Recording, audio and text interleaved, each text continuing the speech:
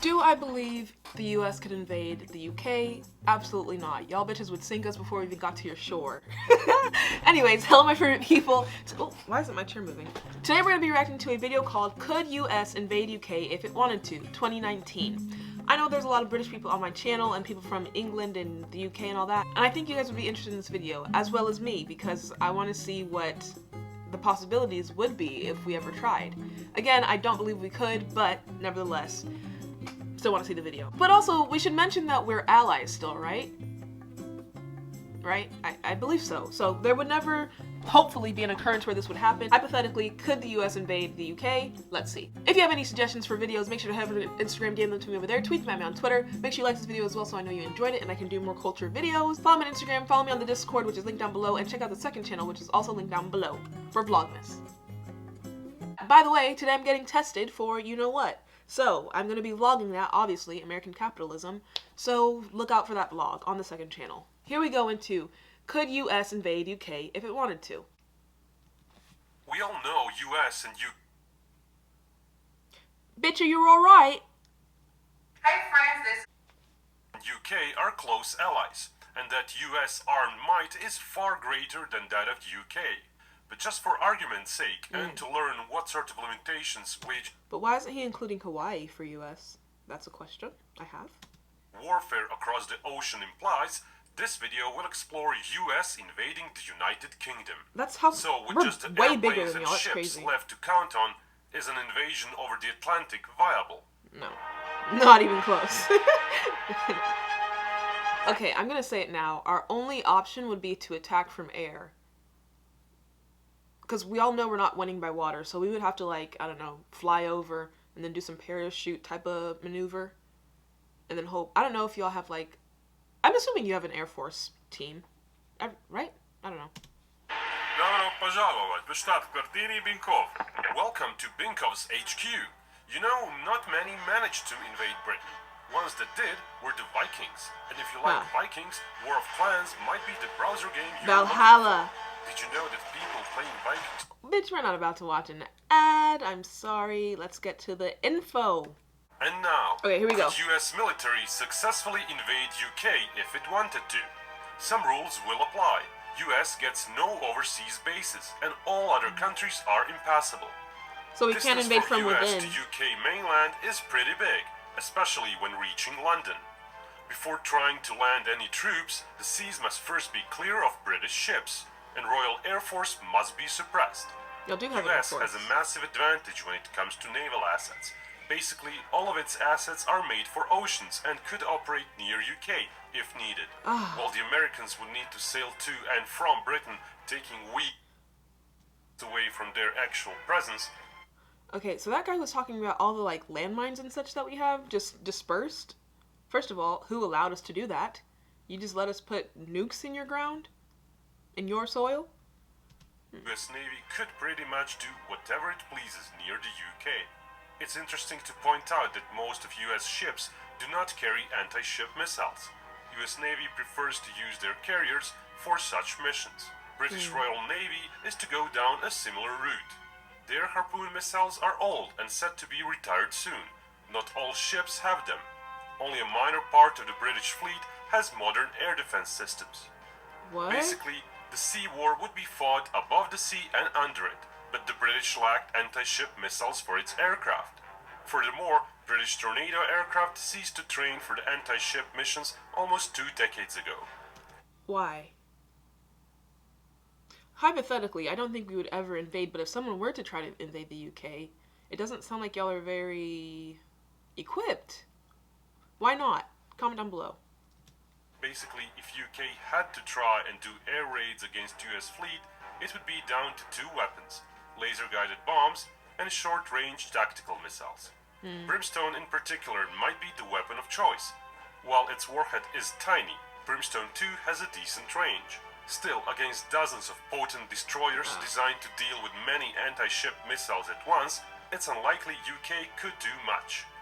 British best bet would be their submarines. They're fairly modern.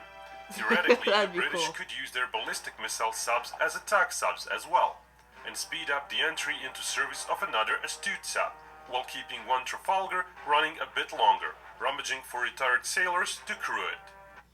So the only way to fight a submarine is with another submarine, right?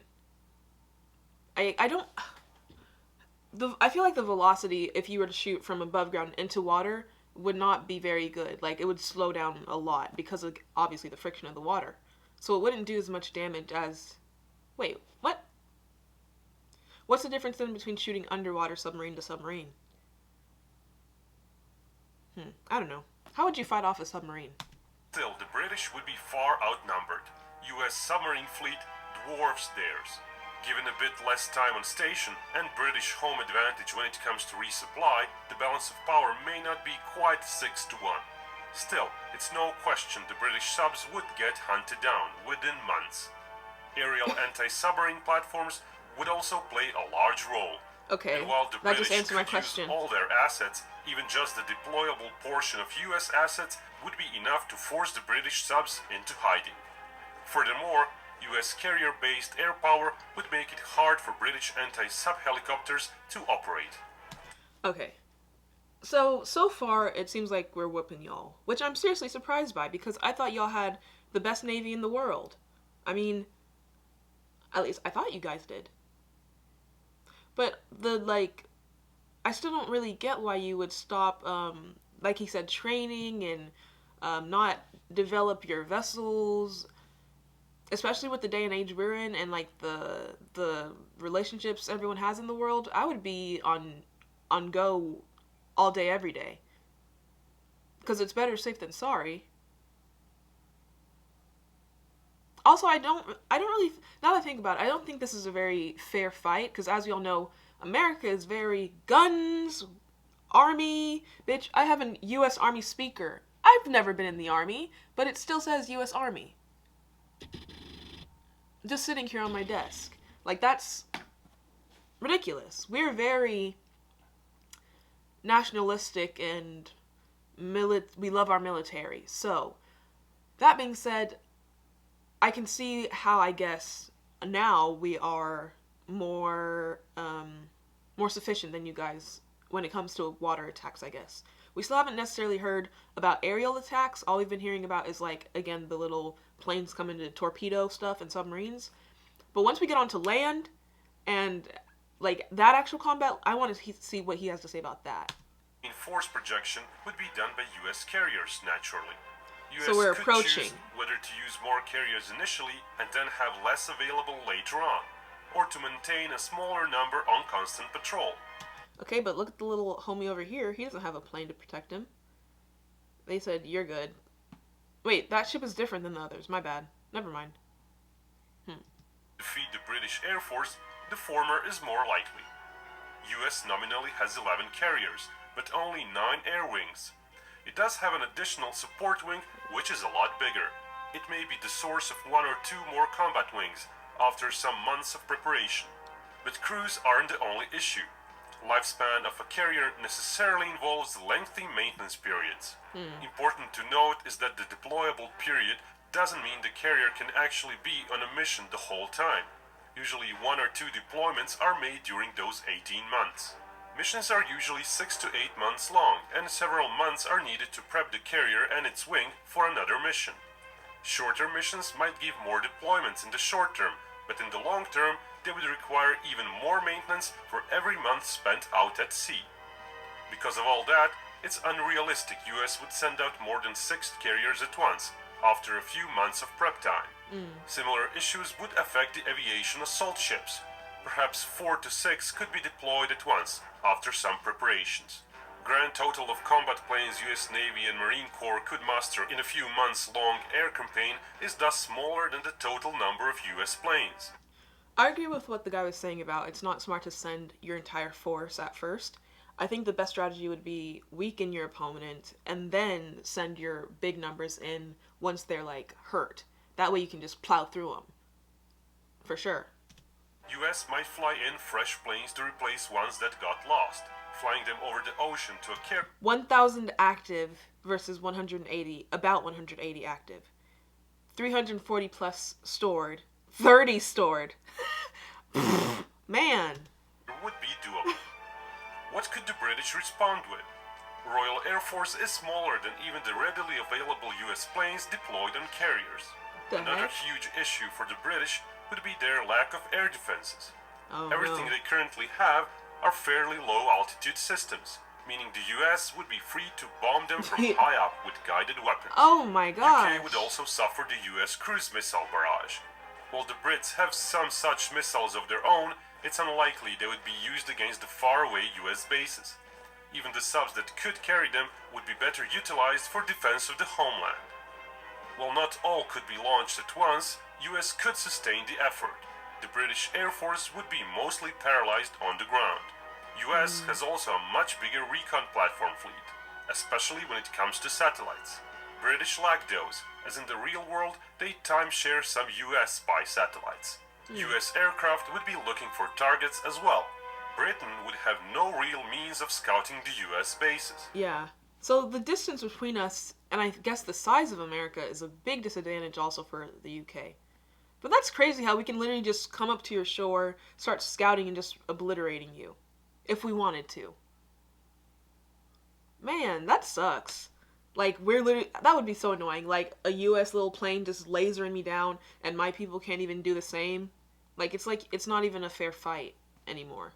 AWACS type planes I don't know if would it be ever plentiful, was, really. while British ones would mostly be trapped on the ground, with runways and highways being mostly inoperative. Thus, the Royal Air Force would slowly get destroyed on the ground. When they would be able to get some planes airborne, they still may not choose to engage the Americans, as it's likely US attack waves would be made of close to 100 planes with possibly as many fighters as Britain would muster per each local interception, or more. The best Britain could hope for would be a roughly equal kill ratio in the air. I was expecting y'all to just stop us at the border. Really, with the Navy. Because when you think of America, you think of the Army, you think of the Marines. I don't think of the Navy. If there's any Americans watching this, you can let me know. But when I think of our military, I think of the Marines and the Army. Wow. And considering y'all are the UK is an island, you would think that their best defense source would be on the water. The losses on the Like, ground we shouldn't even be able to get close to the land. included over months of a protracted bombing campaign, US would still be left with a sizable force. All this didn't even include the US Air Force. While the scenario requires it to use the bases inside the US, Britain could be reached. At first, bombers would be deploying cruise missiles, but later on, they would be likely used for bombing missions. And I also want to talk about real quick about what he said the best y'all could wish for would be a casualty rate equal to ours. But the thing about that is, again, the size of the population of the US, even if that were so, we'd still have a whole thousands of people ready to rejuvenate the forces. I don't know if this, well, yeah, I know y'all are a small area, but isn't your population the same as, like, I don't know, New York City or something? So I don't know what y'all's population is actually. Could the Air Force tactical plane fleet help out as well? With very ample in-flight refueling, the answer is yes. US operates the world's biggest air tanker fleet. The Hercules-based tankers, however, are too small and would use most of the fuel just to get near Britain. Still, the remainder of the fleet has a substantial fuel offload capacity, and tankers could refuel each other. Such ops may sound complex, but compared to what the British did in Falklands War, they're fairly basic. The British used a dozen tankers to refuel themselves repeatedly, keeping the bomber refueled throughout all of the route. While all of the tanker fleet would not be available due to maintenance, the rest could still offload significant fuel loads just outside Britain if needed. With several refuelings per plane, US Air Force could still expect to have around 400 combat planes in action practically every day. The British would really have no chance in the air. I just think the whole process is just really interesting. Like, who thought of, hey, this plane isn't capable of getting this distance, but what if we used another plane to take fuel from that plane and put it in this plane? So does the one that gave the fuel up just, you're sacrificing yourself? What happens to the plane that lost all its fuel? And if that's the case, if they can just give up fuel, why not just use the plane that's supposed to give up the fuel in the first place? Why don't you just use the one that's capable of it to go all the way? Questions. In months, the US would have complete control of the air. and thus the second phase of the invasion might commence. We don't At need to that be in time, control of anybody. British ships would be mostly Not dead, even ourselves. Even if they hugged the shores and just aided in the air defenses. British submarines might hold out a bit longer, if not being used to actively hunt down US ships. But even if British subs managed to kill 2 US vessels for each of their own, final result would be the end of the Royal Navy. So at around 6 months or so into the war... And that's so sad because I'm going to go back so we don't miss anything. But the Royal Navy is just like a big deal historically. I feel like it's a big part of y'all's culture as well. Again, this is me speaking as an American. I don't know shit. But still, whenever I think of UK, I do think Royal Navy. I think of the guys in the... what do you call them? The Queen's Guard. I think of the Queen's Guard. Don't touch the... Step away from... You know, that kind of stuff with the hats. It's all UK. It's all English. So if that were to ever happen, that would be so sad. That would be a terrible day in history if y'all ever lost your Royal Navy. Result would be the end of the Royal Navy.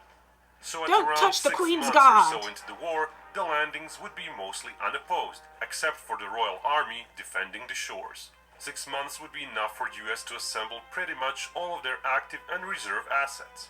In addition to landing ships, US could count on numerous cargo assets of its Sea Lift Command and Reserve Fleet in case a port is secured. US Airborne could also help, with the numbers shown probably growing with newly trained paratroopers. Hold on, I want to go back. Didn't they just say we have a base in San Antonio? Or is that just the name of it? If we do have a base in San Antonio, I feel like that's kind of dumb, because that's the very bottom of our country. I'm in Texas, but I live in the north part of Texas. San Antonio is literally the very bottom of Texas, but also the country. Is the UK on this side of the US or the world, or is it on the other side? Because if it's on this side, then I guess it makes sense. I don't know. Never mind. Of its Sea Lift Command and Reserve Fleet in case a port is secured. US Airborne could also help, with the numbers shown probably growing with newly trained paratroopers. Getting additional heavier equipment for them, however, would not be likely, given the time limit. US transport plane fleet is pretty big, and should be able to drop all the airborne troops within days.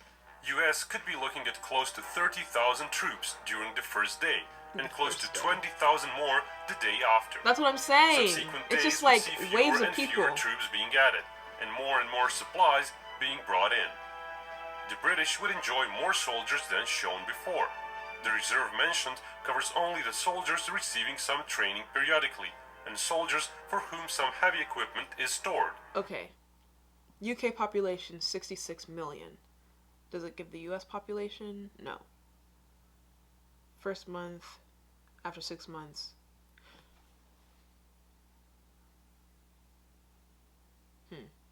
So y'all do have a big number of military people, but still, in comparison to ours, it's not even a match. With just our Marines, we outnumber you. But then you look at the Army. How many people are in America for us to have 500,000 people in the Army? Not even considering, again, the reserve. That's just people who are, on call to need be. That's another 500,000 people. Our National Guard, 345,000. And in total, y'all have 140. That's insane. We have more just in our Marines than y'all have total. What the heck? Where are they finding these people? 500,000 in the Army, 500,000 in the Reserve, almost 400,000 in the National Guard. Still, to even get 150,000 people in the Marines, and to my understanding, the Marines is the hardest one, and in regards to training. And again, though, America is very military-based and nationalistic. But I just question, when did that happen? When did we become so? Because growing up, I wasn't hearing about the Army or getting recruited or anything like that. Or, there was no huge drive for me, I guess, or my family, to join the military for the United States. When did we do this turn of becoming so devout for our land or our people? Because it doesn't really reflect now. What is the drive for it? I don't understand. But whatever. Shout out to the troops. In an event of a total war, Britain would be using those 6 months to mobilize as many soldiers Maybe as possible. 9/11? Well, they would be equipped with basically just rifles, and while their training would be less than adequate, they would still boost the overall numbers several times. Yet, all those soldiers may not be enough, as UK has a problem of geography. Its landmass is just too large. Its coastline is very long. Even when taking just the western part of its coastline into account, the area to be defended is huge. And what about the islands? True. Perfect for US to take and entrench themselves at. Before I thought he was saying it would be hard for the US to take over the UK island because it's so big. Like, if you go from the south coast all the way up to the north coast, it would take a lot of people, a lot of time. And I don't know if he's mentioned y'all's strength on the ground, like your utility or anything, but I would suppose it would be hard for us. And y'all are accustomed to the area and the land. So, Isle of Man is technically not part of UK. Alright, that's a different conversation. Further landings from them. Most of those areas are sufficiently far away from the mainland that British artillery would not be much of a factor. And what about Northern Ireland? There are just too many places for US That's to another concentrate its conversation. assault on. The British would not be able to move their forces around easily and protect those islands or the Northern Ireland. So the islands would fall. But that's so messed up too, though, because it's like, okay, say this is real and you want to attack Northern Ireland because they're a part of the UK. There's no just border or wall that will stop whatever the nukes, the shots, all that going on in Northern Ireland from crossing over and possibly killing the farmers in Ireland. So that's just, it sucks. Because I guess in a way, y'all are just, in Ireland, y'all are forced to join Northern Ireland because you are just one landmass. So if the US really wanted to attack Northern Ireland, I don't see my people being like, oh, don't attack the South because they're not technically a part of the UK. No, they're going to go for everything. So y'all are guilty by association at that point. One That by sucks. one, then either Northern Ireland would be taken or part of Great Britain would fall. And I could even see both sides using Ireland as strategy. Oh, we're going to come up from this side because they're not going to expect it and attack from that side. Like, that's not a good situation. Let's just remain allies, guys. Hard to traverse overland Scotland would be an obvious choice, though that would also slow down US breakthrough as well later on. Cornwall or Devon are also decent picks, as British defenders lack room to swoop down on the US beachhead from all directions, though such areas would likely be more heavily populated by British military to begin with. Once the US manages to secure ports and airfields and brings in US Army reinforcements, it would be basically game over for the British. US would Gosh build dang up it. its helicopter force on the areas it has taken, which is considerable. While the British have a fleet of their own to help quickly Look at the distribute numbers. its forces where needed, their numbers are small. Yeah. Both sides would of course be losing many helicopters, US to British low-level air defenses and British to US fighter cover, which would continuously be flying over the important areas. The British would have only a small part of shown inventory of heavy weapons present at any one point the US attacks. While US would also not be disembarking thousands of its Abrams tanks or 10,000 of other heavy combat vehicles, the overwhelming fire support coming from various directions would more than make up for it. I kind of just got hit with like a reality check because whenever I saw that that tank y'all had just get blown up in the little image and then all the other tanks had to move up to take its place and like reform, it made me realize like these are actual, not that, like this is actually happening for one, but if we were really to go to war with each other, so many actual lives, American and British, would be lost. So many people would actually die. And most likely for no personal reasons. Other than probably money or religion, which are usually the big causes of conflict to begin with in history. I'm just a reactor. I could never. I'm happy in my chair with my little wall and this camera talking to you guys. I'm not built like that. I couldn't. Fire support from Shout the out to the ships ones who may do, come in though, form like, of much MLR respect. units firing from the ships rather than actual gun barrage. US ships still lack long-range gun rounds. Attack helicopters are another way of concentrating force in one area quickly. But again, the British are far outmatched, even if just half of US numbers are present. The issue for the Americans would be time. As the scenario asks what can be achieved within 1 year, US would be under pressure to progress from their multiple beachheads. Northern Ireland is likely to fall within the 1 year time limit, but only minor parts of the Great Britain would be overrun by the Americans during the same time period. The British would put up a hell of a fight. It wouldn't just stop there with Ground Northern troop Ireland, loss though. The ratio whole would favor island the would. British somewhat, but when Air Force and Navy losses are added in, where Britain would suffer more heavily, the US would come out fine. With added large chunks of conquered territory, the US could call itself a victor. Okay. I hope this never happens, because we can barely manage ourselves. We don't need to be across the freaking ocean getting involved with Europe. Or, y'all aren't a part of Europe anymore. But whatever, you know what I mean. We don't need to be on that side of the world. We can barely manage our side of the world. And it's not even technically our side of the world, because we stole the land.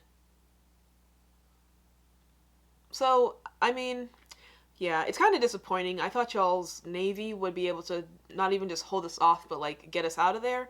But that didn't happen, not nearly. I think it's just we have too much manpower and too much utilities to begin with, compared to y'all. And I think that also just goes into why is what I'm saying. I think because of the size of our nation, the amount of people we have, I want to say our money, but then again, aren't we, like, in debt? So how is it possible we can throw billions of dollars towards the military when we're trillions of dollars in debt? Don't really understand that economics. If someone wants to explain, go ahead. I love videos like this. It's really fun. I like learning about stuff. I like the knowledge of the world, and I think you guys enjoy these videos too. So make sure to comment some other topics or DM them to me on Instagram what you want me to react to or what you want to learn about next. More US, UK interactions, comparisons. I'm down to do it, so like the video so I know you enjoy this video and I can do more in the future. Check out the second channel where I'm doing Vlogmas, and I'm going to get tested today. Going to be vlogging that experience, so yeah. Bye, guys.